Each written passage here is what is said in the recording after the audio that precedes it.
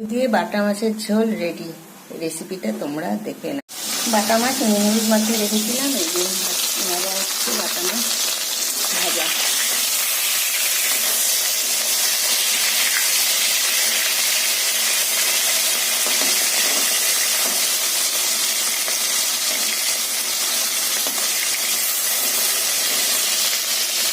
সব মাছ ভাজা হয়ে গেছে, এবার কালো জিরে ফোড়ন দিয়ে দেবো কড়াইয়ে।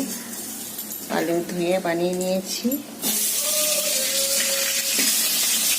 এবার আলুটা ভাজা ভাজা করবো। আলু ভালো করে ভাজা হয়ে গেছে, মশলা রেডি করে নিয়েছি, জিরে, শুকনো লঙ্কা, হলুদ গুঁড়ো, কটা কাঁচা লঙ্কা। মশলাটা দিয়ে দেবো, দিয়ে ভালো করে কষাবো।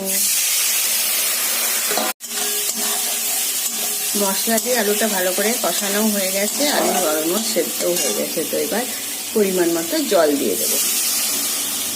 এটা ফুটলে, জল ফুটে গেছে, এবার মাছগুলো দিয়ে দেব।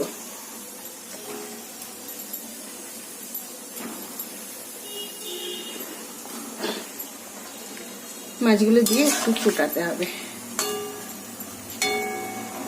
আলু দিয়ে বাটা মাছের ঝোল কমপ্লিট। নামানোর আগে একটু কাঁচা লঙ্কা দিয়ে দেবো ফ্লেভারের জন্য।